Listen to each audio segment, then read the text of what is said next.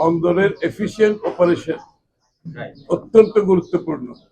বিদেশিরা যখন বাংলাদেশে আসে প্রথম প্রশ্ন করে কি জানে, আপনার বন্দরের টার্ন অ্যারাউন্ড টাইম কত, ডেলিভারি টাইম কত, এফিসিয়েন্সি কি, এটার উপর নির্ভর করেও এখানে বিনিয়োগ। সুতরাং বন্দরের আগামী দিনের বন্দরের efficiency, turn around time, delivery time, cost cost একটা বিষয় আছে। সবকিছু মিলিয়ে বন্দরকে ওই জায়গায় নিয়ে যেতে হবে যে গ্লোবাল বেস্ট প্র্যাকটিসেস আছে। আমরা কিন্তু আবিষ্কার করতে হচ্ছে না, সারা বিশ্বে বন্দরগুলো অপারেট করতেছে এফিসিয়েন্টলি, তাদের এক্সাম্পলটা নিলেই আপনি এগিয়ে যেতে পারবেন। সুতরাং ইনশাল্লাহ বিএনপি যদি দিনের দায়িত্ব পায়, আমরা গ্লোবাল বেস্ট প্র্যাকটিস যেটা আছে সেটাকে নিয়ে চট্টগ্রামকে, আগেই বলেছি, লজিস্টিক্যাল হাব করতে গেলে তো আপনার এফিসিয়েন্সি বাড়াতে হবে, না হলে এখানে আসবে কেন মানুষ, সার্ভিস নেবে কেন? আপনাকে এফিসিয়েন্ট হতে হবে, সার্ভিস দিতে হবে, কম্পিটিটিভ হতে হবে। সুতরাং সেটাই আমাদের লক্ষ্য থাকে। পত্র পত্রিকায়, সোশ্যাল মিডিয়াতে যে বিষয়গুলো উঠে আসছে, নিউজ মিডিয়াতে কেউ সিল বানাচ্ছে, ব্যালট পেপার বানাচ্ছে, বোরকা বানাচ্ছে, তারপরে ওই এনআইডি কার্ড দিয়ে যাচ্ছে, বিকাশ করার জন্য টেলিফোন নাম্বার দিচ্ছে। তো এইগুলোকে মাথায় রেখে আমাদেরকে সাবধান হতে হবে, কারণ বিএনপির রাজনীতি হচ্ছে জনগণের আস্থা নিয়ে রাজনীতি। বিএনপির সৃষ্টি হয়েছে একদলীয় শাসন থেকে বহুদলীয় গণতন্ত্রের মাধ্যমে, তারপরে পরবর্তীতে আপনার সংসদীয় গণতন্ত্র সহ একটি দল, এটার জন্ম থেকে আজ অবধি একটি দল মাথা তুলে দাঁড়িয়েছে গণতন্ত্রের জন্য, সেটা হচ্ছে বিএনপি।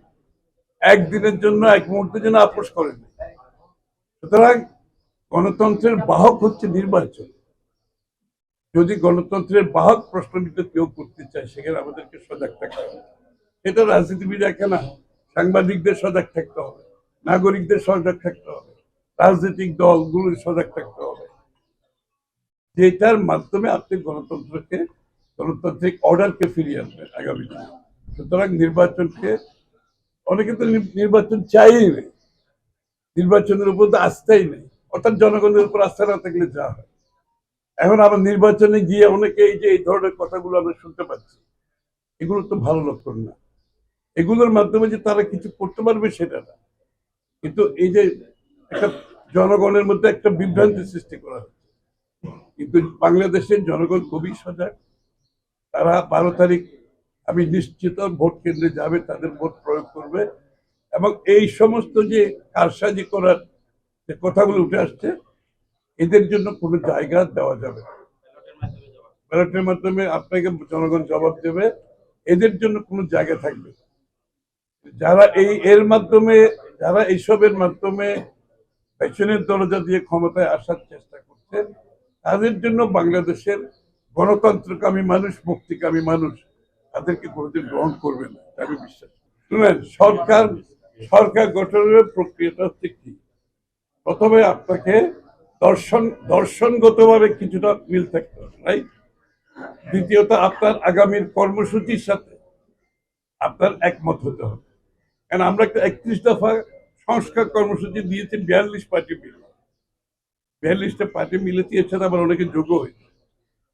আমার একটা 31 দফা বাস্তবায়ন করতে হবে, আমি জনগণের কাছে দায়বদ্ধ। এটা আমার দর্শন আছে, বিএনপির কিছু রাজনৈতিক দর্শন আছে, ভাবনা আছে, তারেক রহমান সাহেবের পরিকল্পনা উনি দেশের সামনে তুলে ধরেছেন।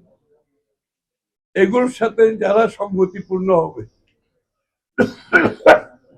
সবকিছু যেগুলো আমি বলেছি এর সাথে সংগতিপূর্ণ হলে তখন সেটা আলাপ আলোচনায় আসতে পারে। সেটা তাও হবে কিনা আমি বলতে পারবো না,